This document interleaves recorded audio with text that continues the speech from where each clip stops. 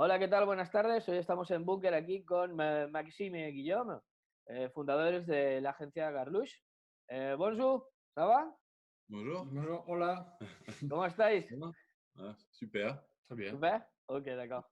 Oui. Bon, expliquez-nous un petit peu qu'est-ce que c'est Garlush. Garluche, en fait, c'est une agence qu'on a montée il y a quelques mois, début 2020. Une agence qui veut se tourner vers la valorisation des patrimoines.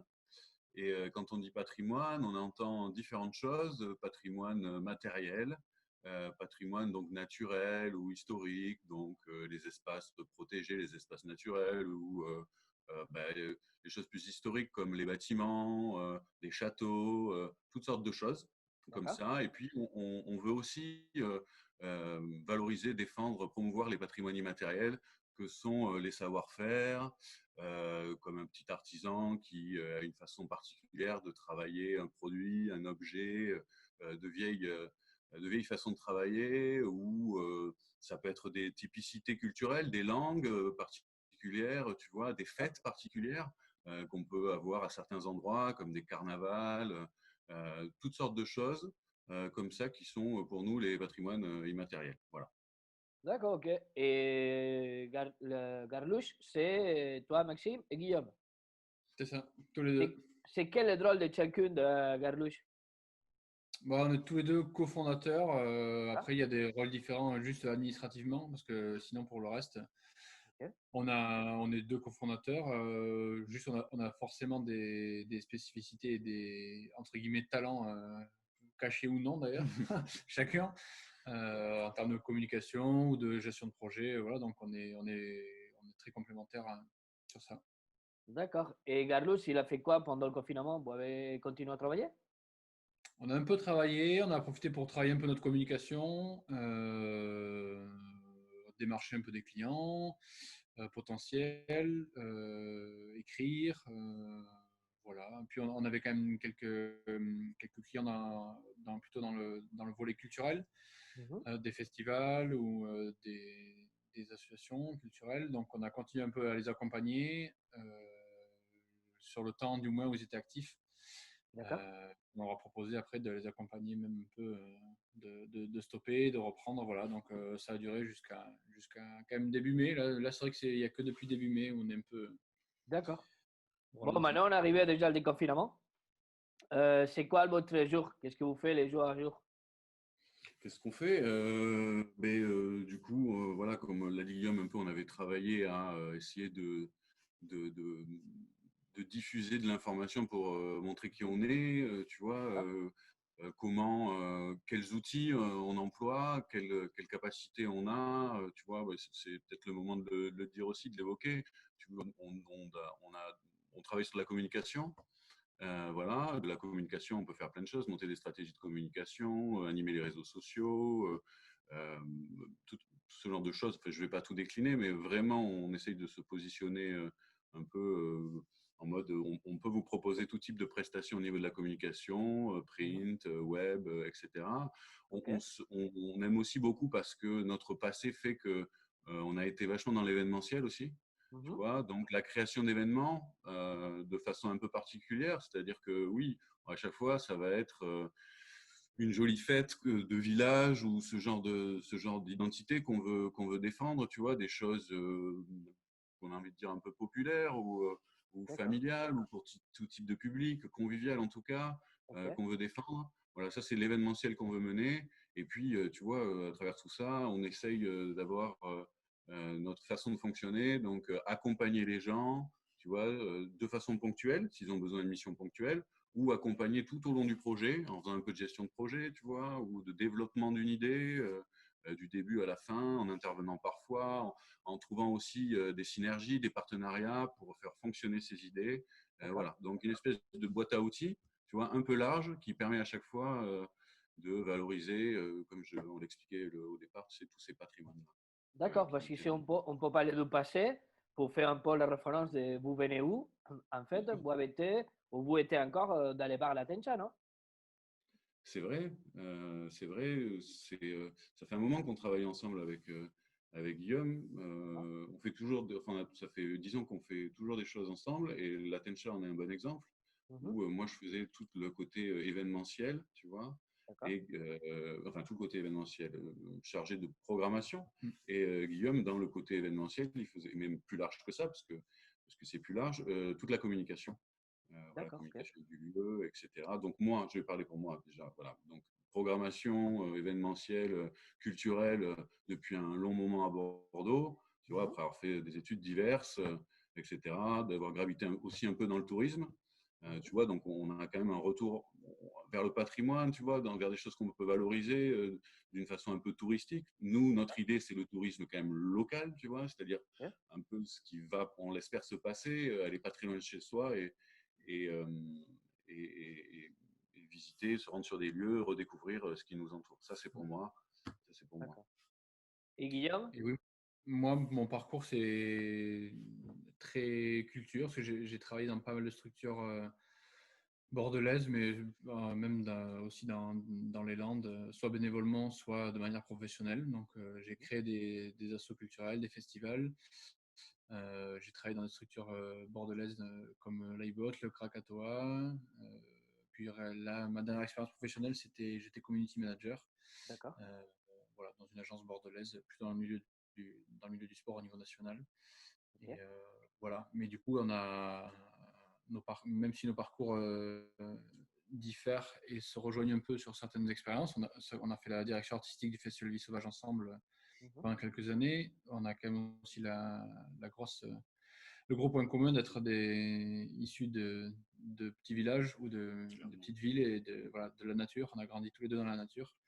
Donc, de manière très imagée, c'est ce qu'on a appris à la ville. On veut aussi le rendre à la nature et faire vivre un peu la ruralité sur ses côtés positifs. Voilà. Bon, je vois que vous avez les références déjà, parce que l'événementiel que vous venez de nommer, l'établissement que vous venez de nommer aussi, c'est des institutions aussi, on peut dire, dans la ville de Bordeaux.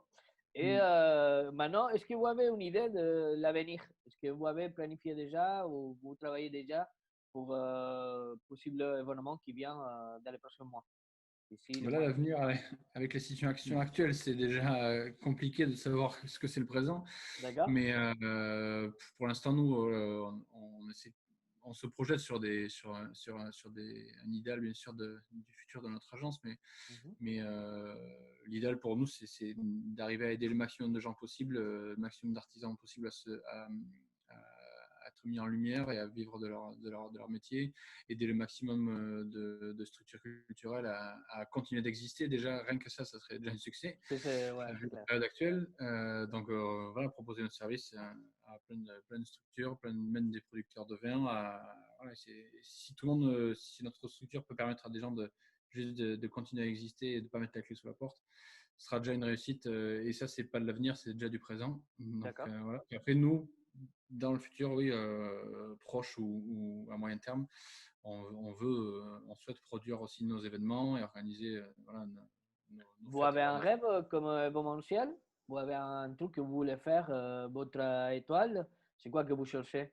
Réaliser un événement? Mais on n'a pas des grands rêves foufou parce qu'on aime bien les choses simples. Et déjà mettre une table avec des lumières de guinguette et un bon repas, c'est déjà quelque chose de très très bien.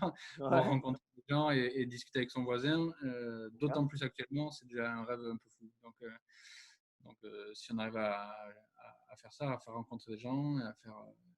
Ça, on peut dire animer les soirées du quartier? Oui, ça c'est un très bon exemple, exactement. Tout à fait. D'accord, ok. Je pense que maintenant, on va avoir aussi besoin de ça, parce qu'on a été tellement fermés chez nous, que maintenant, peut-être, il faut commencer à sortir même avec tes voisins, à faire un repas sur la roue, hein, simplement. Et puis trouver des nouvelles manières de faire vivre la culture, des nouvelles manières de faire des événements culturels. Il y a plein de choses à repenser et on est là. C'est vrai qu'on n'a pas monté une agence spécialisée au bon moment, parce que on a monté ça en janvier et dans le milieu culturel et le tourisme, les derniers mois, c'était pas les 30 glorieuses, on va dire. Et du coup, peut-être que maintenant, la situation actuelle, ça sera mal pour un bien, dans le sens où tout le monde a peut-être besoin de se réinventer. Et voilà. Ouais, c'est clair, mais peut-être il faut se réinventer. C'est comme on parle de tourisme, on dit tout le monde, moi-même, hein, quand on fait des cartes de plans sur la ville de Bordeaux en espagnol, on dit oui, maintenant il n'y a pas beaucoup d'Espagnols qui vont venir cet été, mais par contre, on a aussi une base d'Espagnols qu'on habite ici à la France, qu'on ne peut pas aller non plus à l'Espagne. Et d'habitude, pour l'été, Oui, c'est vrai. nous, on partait à l'Espagne. Maintenant, on est ici. Alors, nous-mêmes, il faut qu'on fait aussi le tourisme local, découvrir. Et je C'est pense ça. que c'est un rôle aussi important de dire, OK, qu'est-ce qu'on fait maintenant? Parce qu'avant, le mois d'août, j'étais à la plage, à Malaga, Séville ou à Barcelone. Mais cette année, il faut que je va découvrir la plage d'Égypte. Alors, pourquoi pas? Il y a Mais encore à faire. nous Ouais, aussi, on allait sûrement. en Espagne.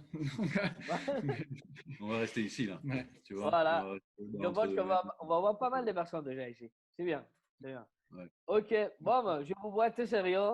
Vous faites très sérieux en moi. Et je voudrais savoir, c'est quelle est la chose la plus scandaleuse que vous avez fait à Bordeaux dans l'événementiel que vous avez été? C'est quelle est la chose la plus drôle? La plus drôle. Ouais. Tu nous prends un peu au dépourvu. Je sais pas. À l'Attention, on a quand même fait des soirées, je trouve un peu drôles. En tout cas, où on s'est pas pris au sérieux, quoi. D'accord? Tu vois, des soirées de. Tu sais, il y a cette espèce de truc un peu qui existait, des soirées de sosie ou des choses comme ça, etc. Mhm. Un peu décalé, quoi. Donc, c'était aussi un peu comment dire, l'identité de la Tencha de pas se prendre au sérieux de toute manière, et D'accord. donc de reprendre du truc du karaoké, des soirées de sosie, des lotos, tu sais, etc. Alors, Ouais. je ne sais pas si ça a quelque chose de scandaleux, mais voilà, on ne se prend pas au sérieux, et l'idée c'est de rigoler, et de profiter du moment, D'accord. quoi. OK. Voilà. Est-ce que vous Moi, je avez suis une... Oui, vas-y. Oui, oui, Guillaume, vas-y, vas-y. J'écoute à la... Non, mais j'écoute à dire. juste, c'est peut-être un peu. C'est vrai que c'est pas scandaleux, mais c'est un peu un contre-pied à des fois des programmations culturelles qui se veulent très, très poussées, très recherchées. D'accord. Et ça trouve son public, mais on trouve que c'est aussi bien d'avoir des lieux où c'est le fun, la priorité, et les gens, ils ont aussi besoin de ça. D'accord. Et ça, il est Complètement. devenu... Vous avez où une anecdote? Une anecdote sympa à nous conter? Une anecdote avec un client, un partenaire, un patron du bar, avec un enfant, peut-être? Parce que comme vous faites aussi des événementiels, peut-être vous avez aussi des enfants comme les stars. Ouais, mais oui, une anecdote. Là, Euh, je pense qu'on en a plein si on cherche bien, mais parce qu'on a quelques événements derrière. Mais non, mais il nous arrivait oui, de se coucher tard, de dormir à des endroits pas très recommandés. oui, c'est sûr. Un Voilà. exemple, un exemple. On voit un exemple. Ouais. Non, non, non, mais dans un exemple, non, c'est pas moi qui dois raconter ça d'ailleurs. Et ouais, non, ouais, non, mais on a vécu quand même, ouais, la nuit, un peu les événements, la fête. D'accord. Voilà, on l'a bien fait, Vous mais dites je pas pense une anecdote, c'est ça? Vous êtes, non, non, de rester du domaine de. Non, non, du mystère. Il faut que ça reste. on a passé des personnes de sport, on a passé des personnes de cinéma, tout le monde y a conté une anecdote. Moi, j'ai je peux raconter une anecdote sur quand j'étais programmateur du Ticho, le bar à concert chilien quand Chicho, il était au ouais, Capucin. ouais, Et c'est qu'il y a un soir un groupe qui était venu au Chicho juste pour boire un verre, et il se trouve que c'était un groupe qui jouait le lendemain à la Rock School Barbie. d'accord. Moi, je connaissais un peu, donc je le connaissais juste de vue comme ça, donc on a discuté très longtemps au Chicho la veille de leur concert, et on a fait la fête très longtemps, et il y a quelques membres du groupe qui ont passé une mauvaise nuit parce qu'on s'était couché très tard et on avait bu beaucoup, Ouais, et sur scène le lendemain ils étaient un peu fatigués, on va dire, et le ouais. batteur a eu du mal, à dû sortir à un moment du concert parce qu'il était pas très en forme. Ok, d'accord, ok. Ok, Du coup, ok. la préparation physique n'était pas très bonne, quoi, on Ok, va dire. d'accord. Bon, ben, merci, tu vois, finalement, tout a jeté à l'eau, c'est Mais bien. oui, c'est bien, Bravo. mais Ça arrive, mais bon. ben voilà, ça vient. Mais si Mais on peut Bravo. en retrouver, mais Voilà, voilà. Comme ça, on va être plus drôle. Bon, Garloche, c'est quoi l'identité de Garloche? Il y a un mot qui le définit, Garloche? bah, déjà, on peut expliquer peut-être le nom, pourquoi ça s'appelle Ouais, comme ça. c'est vrai, ça. Garluche, tu sais, c'est une pierre en fait qui est du coin. Donc D'accord. c'est une pierre ferrugineuse, un peu orange qu'on peut trouver dans le sud Gironde et dans les Landes. c'est cette pierre qui était utilisée pour construire des bergeries, pour construire des maisons, etc., etc. Et ce qui était utilisé aussi dans des forges pour être transformé en acier et créer du coup ce nouveau matériau qui est l'acier. Voilà. Donc tu vois, il y a ces deux dimensions de construction, tu vois, de projets, de choses, et aussi de prendre plein d'idées, de les fondre et de créer quelque chose de nouveau. Mais surtout en utilisant ce qui nous est disponible autour de nous, tu vois. Parce que la garluche, c'est une pierre qu'on connaît bien, puisque tu sais, on est né dans des petits villages dans le sud de Gironde, enfin moi sur le Basse-Marcachon et Guillaume dans les Landes. Voilà, donc c'est quelque chose qu'on a à côté de nous. Et bien, si on utilisait ce qu'on a autour de nous, ce qu'on connaît, et si on le valorisait, tu vois, pour en faire quelque chose d'intéressant ou pour construire avec. C'est aussi simple que ça. Voilà. Et ça donne un peu toute l'identité, l'ADN, un peu comme tu dis, tu vois, de ce qu'est garluche. D'accord. Alors, si on dit un mot, c'est fusion ou construction? Ouais, c'est créer ou. Ouais, c'est construction, création. Construction, Construction, création, ouais. Ou il y a peut-être un mot qui résume un peu toute notre idée, c'est patrimoine, mais au pluriel. D'accord. C'est parce que c'est le mot patrimoine au pluriel n'est pas très utilisé, alors qu'il a du sens pour nous aussi. Mais D'accord. donc ouais, c'est peut-être aussi un mot qui résume bien. Ouais, qui colle bien. Et puis ouais, il est divers ce mot, tu vois. Donc on peut l'utiliser pour plein de choses. Et à chaque fois, il y a ce dénominateur commun du patrimoine dans chaque action qu'on veut mener. Il y a toujours un principe de patrimoine. Voilà. Dit de diverses façons, voilà ce qu'on veut faire. Parfait. Ok, est-ce que vous avez un mot, une phrase ou un conseil à donner à les personnes qui nous écoutent? Un conseil aux personnes qui nous écoutent? Ouais, ou une phrase, un vers, un soutien. Ouais.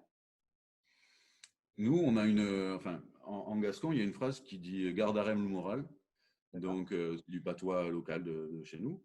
Et cette phrase traduit comme ça veut dire gardons le moral. Mais en fait, ça veut dire allons au-devant des difficultés. Et moi, je l'aime bien parce que voilà, on fait avec ce qu'il y a. La situation, elle n'est pas forcément facile, mais on va toujours en sortir quelque chose de ça. Donc voilà, on garde le moral, on fait le dos rond et puis voilà, il va se passer quelque chose de sympa. D'accord. Après, voilà. Faut avoir le courage. Faut avoir le courage d'avancer. Ouais. Toujours. C'est clair. Voilà, il y a de bonnes choses. Même des Ok. Bon, Maxime, Guillaume, merci beaucoup pour être aujourd'hui ici avec nous. Merci pour accepter notre invitation. Merci à toi. Merci beaucoup. Et on reste en contact, on verra comment il développe Garluche. On souhaite le meilleur. Et vous savez que si vous voulez, vous avez besoin de nous pour la com et tout ça, on est ici. On n'hésitera pas. On n'hésitera pas, merci. Ok. Bon, merci. Bonne journée. À bientôt. Ciao. Au revoir. Ciao, ciao.